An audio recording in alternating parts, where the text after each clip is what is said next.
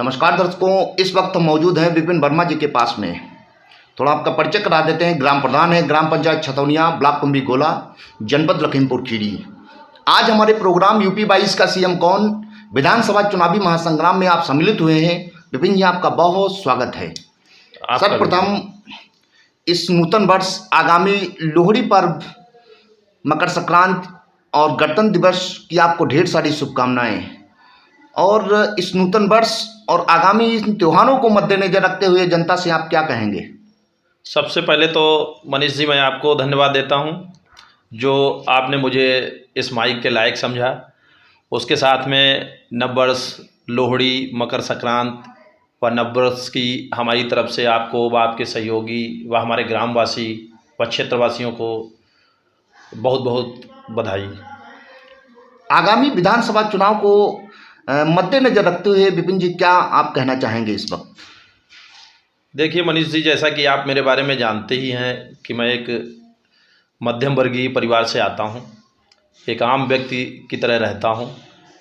और चुनाव में तो इस समय दोनों पार्टियां जोर शोर पे हैं, लेकिन अभी किसी का टिकट कंफर्म नहीं हो पाया है कि सपा से ये हैं या भाजपा से वो हैं। लेकिन जितना ये लोग इस समय अपने दल बल का प्रयोग कर रहे हैं, जनता से संपर्क कर रहे हैं, गांव-गांव जाके सहयोग कर रहे हैं, इसका अगर 20% ये लोग स्टार्टिंग से देखे होते तो शायद आज ये नहीं कहना पड़ता कि संभावित प्रत्याशी, वो कन्फर्म होता जी। क्यों? चूँकि पार्टी को एक काम करने वाला नेता चाहिए। ये नहीं कि एक 2 डिब्बे बिस्किट के या 1-2 डिब्बे अपना खाने के ले लिए, 2-4 लोग खड़े होके किसी रोड पे खड़े होके किसी दे रहे हैं तो उसका फेसबुक बना लिए, फिर उसको वायरल करते हैं।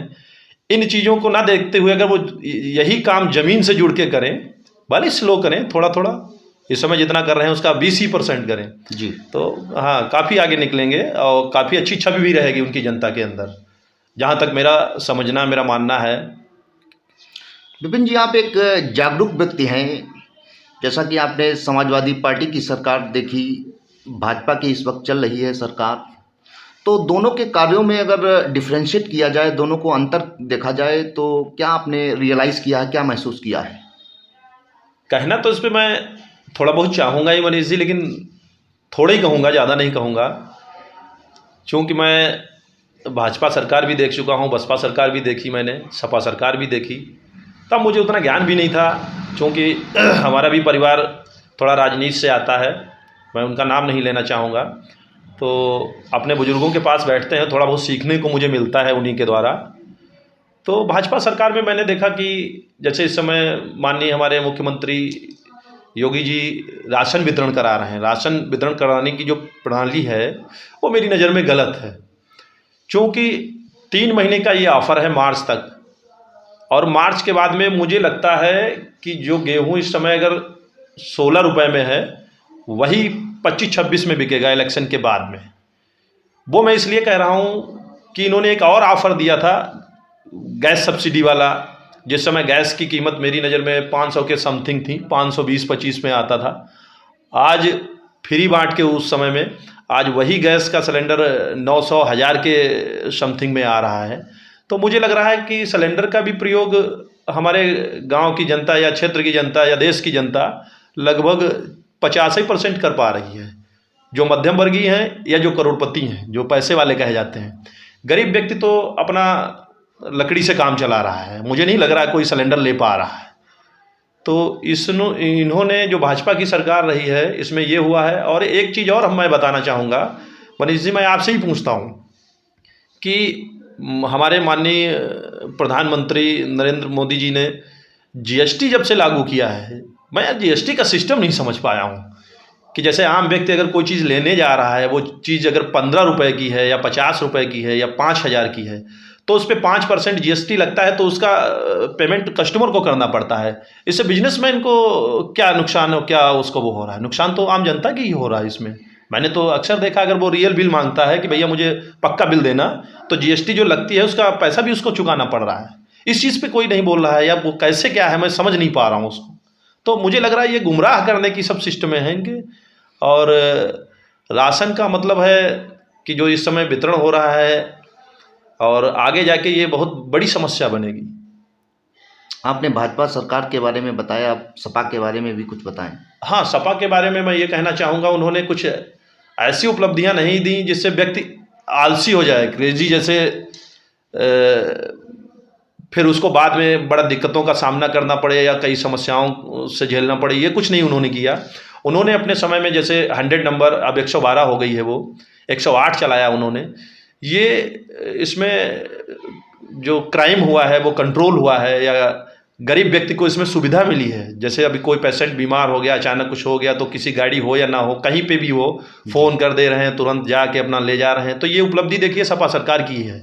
उन्होंने चंद क्षण के सुख नहीं दिए, उन्होंने जनता को दिया है तो जीवन भर के लिए दिया है। मतलब उस चीज़ पे मेरा निवेदन है जनता से कि इस चीज़ पे थोड़ा अपना विचार भी करे, सोचे भी कि किस चीज़ में मुझे फ़ायदा है, किस चीज़ में नुकसान है क्या नहीं। और आजकल की जनता तो समझदार तो है ही, लेकिन उसको समझाने की ज़रूरत है।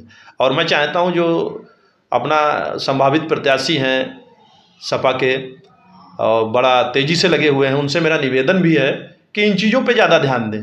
फेसबुक पे ना ध्यान दें, 4 लोगों को बिठा के फ़ोटो ना खिंचाएं, ज़मीन से जुड़ें, व्यक्ति की भावनाओं को समझें, पब्लिक क्या चाहती है इस चीज़ को समझें। मेरा ये कहना है इस पर।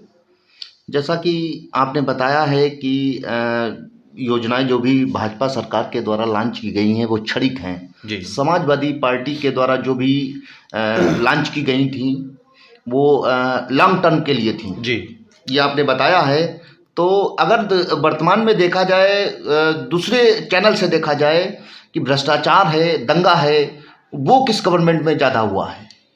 देखिए इसकी जानकारी है तो सभी को, दंगे तो भाजपा में भी हुए, सपा में भी हुए, लेकिन ज़्यादा की तुलना मैं नहीं कर सकता हूँ। लेकिन इस सरकार में जो दंगे हुए हैं वो मज़दूरों, किसानों पे ज़्यादा हुए हैं। जैसे हाथरस का भी देखिए कांड हुआ है, और दूर का क्या बताएं, अपने लखीमपुर में ही कांड हो गया है। माननीय हमारे गृह राज्य मंत्री अजय मिश्र टेनी जी के बेटे ने किसानों को कैसे रौंद दिया, ये तो पूरा टीवी मीडिया आप लोग सब लोग देखे हैं हर चीज़ को। तो मुझे इससे नहीं लगता कि इन कामों में सपा थी। सपा में ये था कि हाँ, ये है कि जिसकी सत्ता होती है थोड़ा बहुत घमंड तो उसको आ ही जाता है, तो वो कार्यकर्ता लोग थोड़ा बहुत अपना इधर उधर करते रहे। बाकी इस तरीके की घटनाएं मुझे सुनने या देखने में, इस तरीके की बड़ी घटनाएं नहीं आई हैं ऐसी। 139 माने गोला विधानसभा की राजनीति पे कुछ आप टीका टिप्पणी करेंगे? हाँ, कहना चाहूँगा, और हो सकता है मेरे ये कहने के बाद में लोग डायरेक्टली मुझे इंडिकेट करें कि इनका उद्देश्य क्या है, लेकिन मैं कहूँगा ज़रूर, रुकूंगा नहीं। हमारे गांव के क्या, हमारे परिवार से भी आते हैं। हमारे माननीय आदरणीय पूजनीय श्री रवि प्रकाश वर्मा, पूर्व राज्यसभा सांसद, पूर्व लोकसभा सांसद और राष्ट्रीय महासचिव सपा के हैं। उनकी बिटिया, मतलब हमारी भतीजी भी है, उन्होंने ही 139 विधानसभा में एक ऐसी सपा नेता हैं जिन्होंने खुल के विरोध किया है, किसान के पक्ष में डट के खड़ी रही हैं, चैनल से लेके, ज़मीन से लेके, पूरे क्षेत्र में हर चीज़ के। अन्य कोई प्रत्याशी क्यों नहीं इस चीज़ को ला पा रहा है, किसानों के प्रति क्यों नहीं कह पा रहा है, या उनके बारे में ही 2 शब्द बोले होते कि ये गलत हुआ है या मैं किसानों के साथ में हूँ। तो मुझे लग रहा है कि थोड़ा इस चीज़ पे विचार करना चाहिए। समाजवादी पार्टी के जो लोग हैं जो अपने एक दूसरे टिकट पाने की होड़ में हैं, तो इन चीज़ों पे ज़्यादा विचार रखें, अपने कर्म करें। देखिए, जैसा कि आपने महंगाई को लेकर के बताया है कि भाजपा सरकार में महंगाई चरम पर है, ओवरऑल निचोड़ यही निकला है जी।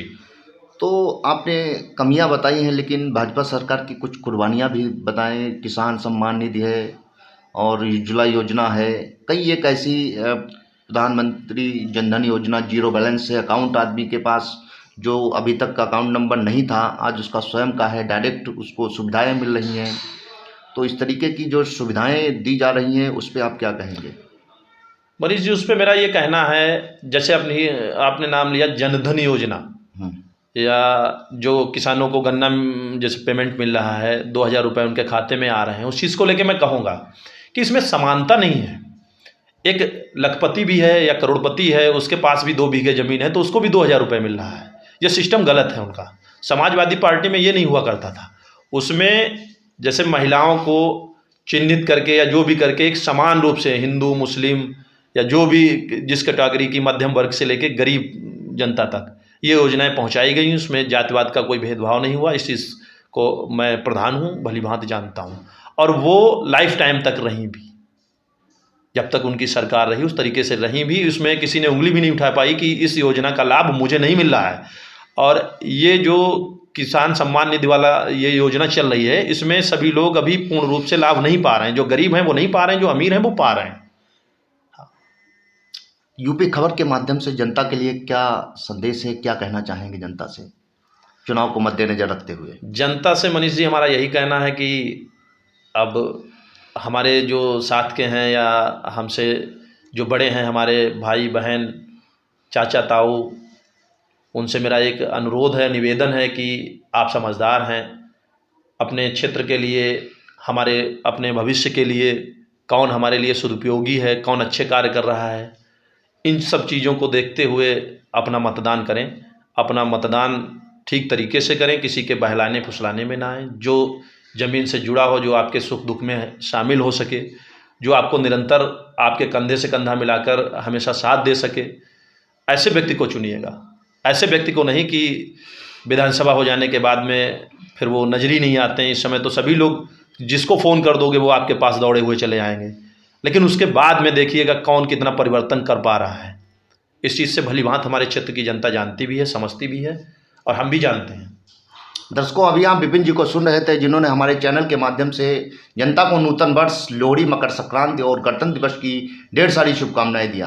साथ ही में आपने समाजवादी पार्टी की जो भी योजनाएं लॉन्च की गई थी और भाजपा की, दोनों को डिफ्रेंशिएट करके जनता को बताया है। और कुछ बात जो भी है वो सत्य भी कहीं ना कहीं है। दोनों में अगर डिफ्रेंशिएट किया जाए, जैसे कि अपराध है, दंगा है, तो ये तो दोनों में ही हुआ है। अगर देखा जाए, दोनों का इतिहास देखा जाए तो दोनों में हो चुका है। साथ ही में जनता से अपील किया है, बड़े बुजुर्गों से अपील किया है कि मतदान जो है वो बहुत महत्वपूर्ण है और मतदान किया जाए और सोच समझ के किया जाए। जो आपको लॉन्ग टर्म तक आपके काम आए उसी को मतदान करें। दर्शकों, अब देखना ये कि चुनावी संक्रांत हो चुका है, प्रत्याशी मैदान में आना शुरू हो गए हैं। अब सारा का सारा निर्णय जनता को ही लेना है। इसी के साथ कैमरा पर्सन चक्रवर्ती के साथ मनीष शर्मा, यूपी खबर, लखीमपुर खीरी।